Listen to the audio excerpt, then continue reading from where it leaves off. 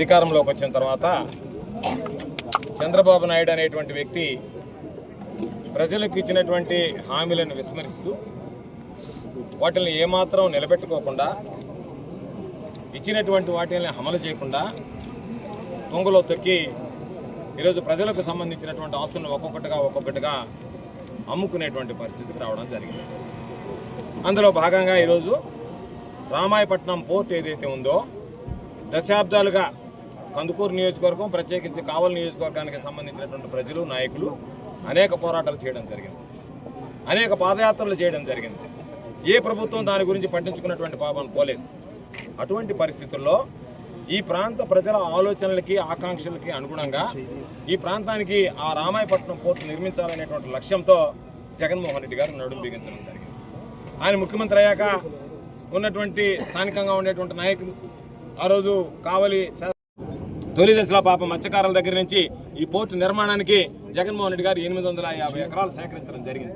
సేకరించినప్పుడు మత్స్యకారులందరికీ చెప్పాడు, మీ అందరికీ నేను అండగా ఉంటా, ఈ ప్రాంతానికి సంబంధించి మీ బిడ్డలకు ఉద్యోగ ఉపాధి అవకాశాలు వస్తాయి, మీకు ఆ పోర్టు నిర్మాణమైనంత వరకు మీరు జీవన భృతి కోల్పోకుండా మీకు ప్రతి నెలా కూడా ఏదైతే కృష్ణపట్నం పోర్టు అప్పుడు మహానేత రాజశేఖర రెడ్డి గారు ఏర్పాటు చేశాడో ఆ ప్రాంత మత్స్యకారులకి అదేవిధంగా నేను కూడా మీకు అందజేస్తానని చెప్పి చెప్పడం జరిగింది.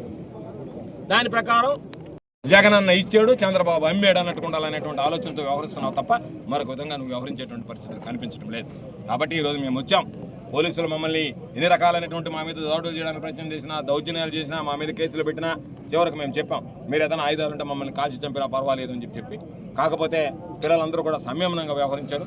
వాళ్ళ కడుపు మంటంతా చెప్పారు, ఏ విధంగా నష్టపోయామో చెప్పారు. దానికి అడగడానికి పోలీసులు అయ్యా సీఓ గారిని పంపించండి అంటే ఆయన చెప్పాడు, డిఎస్పీ మీరు 50 షర్ట్స్ కూడా రెడీ చేసి దానికి సంబంధించిన అప్రోచ్ కోడ్స్, హైవేస్కి సంబంధించిన గైడ్స్ అవన్నీ కూడా శాంక్షన్స్ చేయించి ఇచ్చేస్తే అటువంటి దాన్ని 1500 కోట్లకి ఇచ్చేస్తామంటాం. దాంట్లో కూడా 750 కోట్లు కడితే చాలు, మిగతావి ఇందాక అన్న చెప్పినట్టు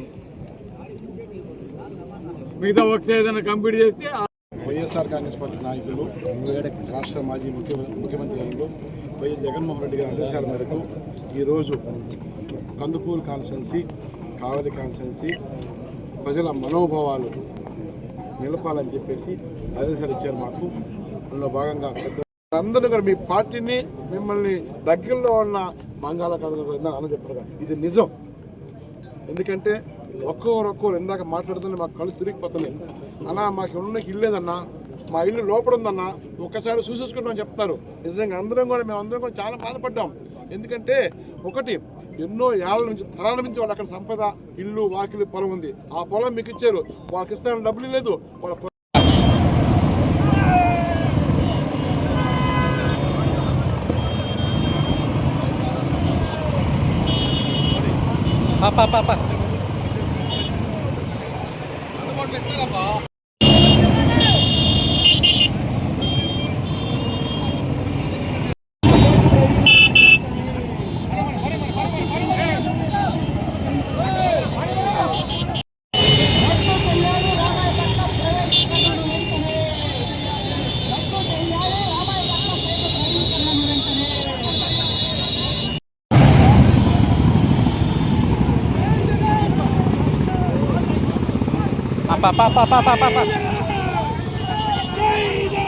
వాళ్ళు కట్టమనకూడదు మళ్ళీ మనం.